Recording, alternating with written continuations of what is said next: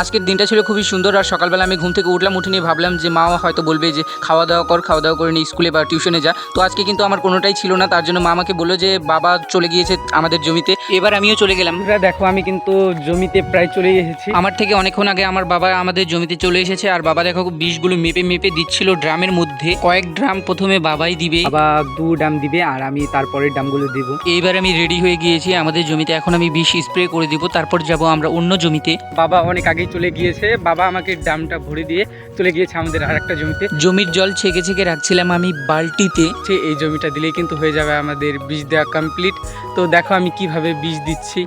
মেশিনটা দিয়ে বীজ দিতে কিন্তু খুবই সুবিধা হয়, কেননা হাত দিয়ে প্রেস করতে হয় না। আর দেখো আমি কিভাবে বীজ দিচ্ছি আমাদের জমিতে। আমার কিন্তু অনেকটাই কষ্ট হলো, আর দেখো মানে যে ঘাম বেরিয়ে গিয়েছে, অনেকটাই কষ্টের কাজ। মোটামুটি 4-4.5 বিঘার মতো কিন্তু আমরা বীজ স্প্রে করলাম আজকের ভিডিও এটুকুনি। দেখা হচ্ছে নেক্সট ভিডিওতে। তারা